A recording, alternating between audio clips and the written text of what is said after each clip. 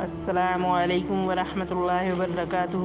حضرت عائشہ رضی اللہ تعالی عنہا سے روایت کی، کہا رسول اللہ صلی اللہ علیہ وسلم نے کبھی کسی کو اپنے ہاتھ سے نہیں مارا، نہ کسی عورت کو، نہ کسی غلام کو، مگر یہ کہ آپ اللہ کے راستے میں جہاد کر رہے ہوں، اور جب بھی آپ کو نقصان پہنچایا گیا تو آپ کبھی ایسا نہیں ہوا کہ آپ نے اس سے انتقام لیا ہو، مگر یہ کہ کوئی اللہ کی محرمات میں سے کسی کو خلاف ورزی کرتا تو آپ اللہ عز و جل کی خاطر انتقام لے لیتے۔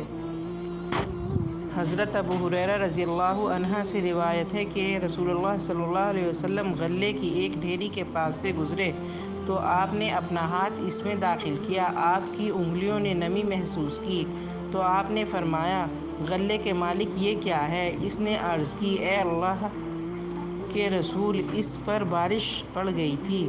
آپ نے فرمایا، تو تم نے اسے بھیگے ہوئے غلے کو اوپر کیوں نہ رکھا تاکہ لوگ اسے دیکھ لیتے؟ جس نے دھوکہ کیا وہ مجھ سے نہیں، ان لوگوں میں سے نہیں جنہیں میرے ساتھ وابستہ ہونے کا شرف حاصل ہے۔